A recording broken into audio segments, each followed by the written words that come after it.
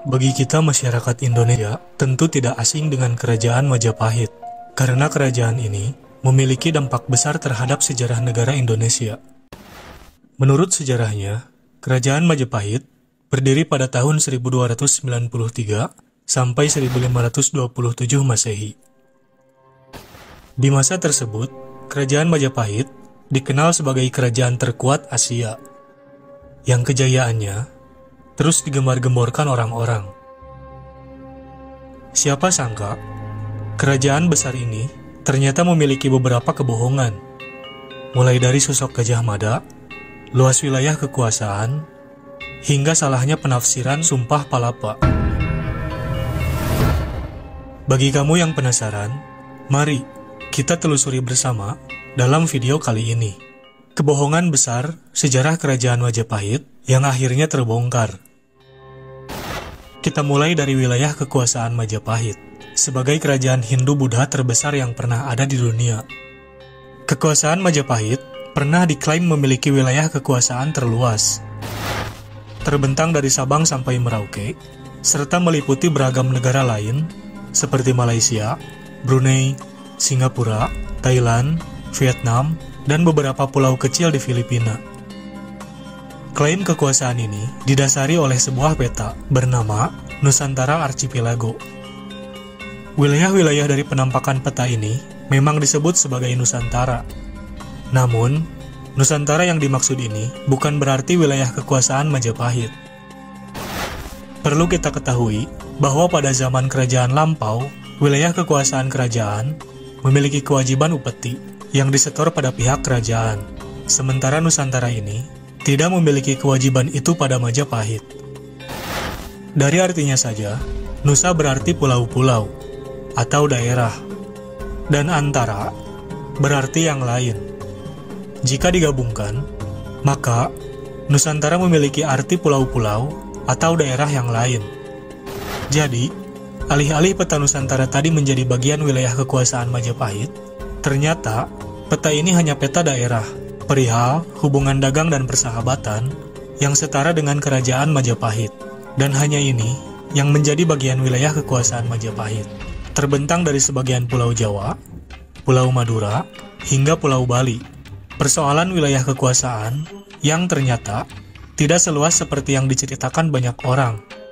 Hal ini juga diperkuat dengan letak beberapa peninggalan Majapahit, seperti beberapa candi dan juga prasasti, yang kebanyakan ditemukan di Pulau Jawa.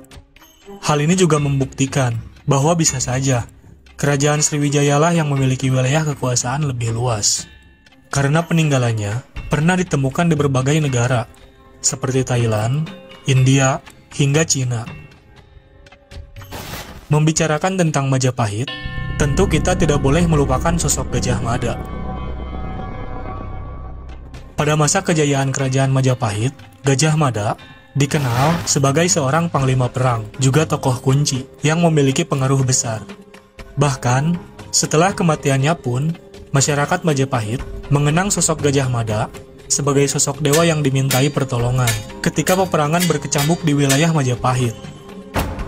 Masalah kontroversi dan juga hal berbau kebohongan datang dari penggambaran wajah sosok Gajah Mada oleh Muhammad Yamin, seorang pria yang dikenal memiliki kegemaran pada sejarah dan duduk sebagai Menteri Penerangan di masa pemerintahan Presiden Soekarno ini, pernah menggambarkan wajah sosok Gajah Mada lewat imajinasinya, lalu dituangkan dalam buku Gajah Mada, Pahlawan Persatuan Nusantara, karyanya sendiri.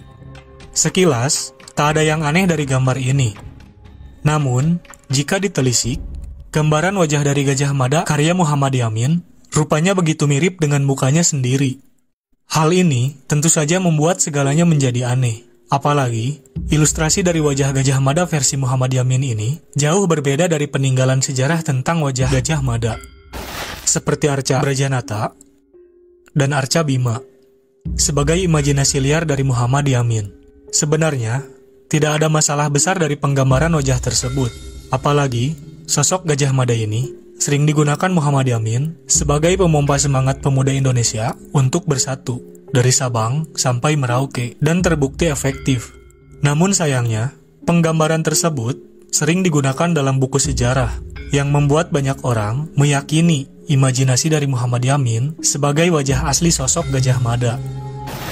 Menurut Bapak Bahaudin, yang merupakan dosen sejarah Universitas Gajah Mada, hal ini bisa menyebabkan distorsi sejarah.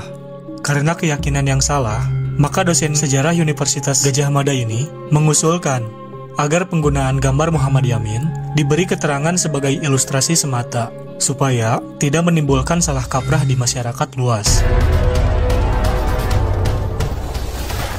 Ya, tidak hanya soal paras dan perawakan sosok Gajah Mada, hal yang juga sangat dikenal luas dari tokoh ini adalah Sumpah Palapa.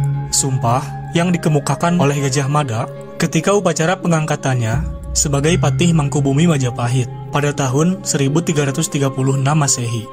Dalam naskah Sumpah Palapa ini, banyak orang yang mengartikan jika sumpah ini berkaitan dengan tujuan Gajah Mada untuk menguasai wilayah Nusantara yang belum dikuasai oleh kerajaan Majapahit. Namun faktanya, Sumpah Palapa ini tidak memiliki maksud demikian, melainkan untuk menyatukan Nusantara.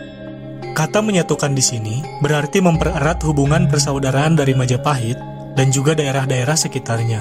Namun, karena terlanjur salah kaprah sejak masa pengangkatan jabatan Gajah Mada, maka Sumpah Palapa ini menjadi pemicu perang antara Majapahit dengan Kerajaan Pasundan atau Sunda.